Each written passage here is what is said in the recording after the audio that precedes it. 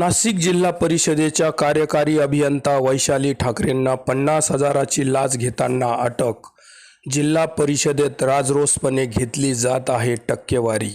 फक्त जो पकडला तो लाचखोर आणि न पकडलेला साव बनून गिळतो आहे हरामाची कमाई। अनेक अधिकारी देखील झाले आहेत या टक्केवारीने मालामाल। नाशिक जिल्हा परिषदेच्या जलसंधारण विभागाच्या कार्यकारी अभियंता वैशाली ठाकरे यांच्यासह एका कर्मचाऱ्याला चक्क 50,000ची लाच घेताना लाचलुचपत प्रतिबंधक विभागाने अटक केली आहे। जिल्हा परिषदेच्या जलयुक्त शिवार योजनेच्या कामांमधील अनियमिततेमुळे वादात सापडलेल्या कार्यकारी अभियंता ठाकरे लाच घेताना पकडल्याने त्यांच्या अडचणी अजून वाढल्या आहेत। ठाकरे यांच्यासह कर्मचारी अरुण धारणकर यांनाही ताब्यात घेण्यात आले आहे।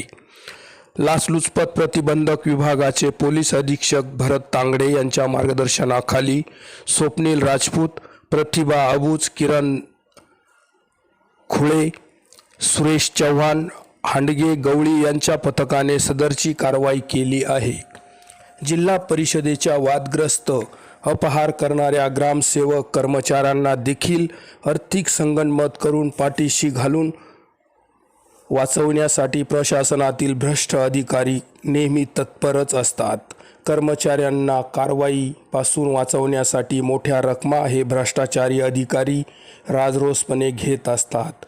कर्मचाऱ्यांची, ग्रामसेवकांची आयुक्त कार्यालयात होत असलेली खातेनिहाय चौकशी देखील फक्त एक थोतांड आणि दिखावा असून खातेनिहाय चौकशीत देखील मोठ्या प्रमाणात भ्रष्टाचार सुरू आहे। या चौकशीपासून वाचवण्यासाठी देखील मोठ्या प्रमाणात राजरोसपणे पैसा घेऊन कर्मचाऱ्यांना क्लीन चिट दिली जात आहे, ही सत्यस्थिती आहे।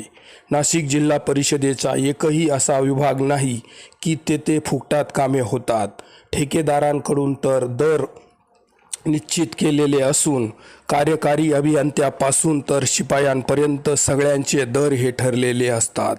ते दिले तरच बिले मिळतात, नाहीतर फायली पुढे सरकतच नाही।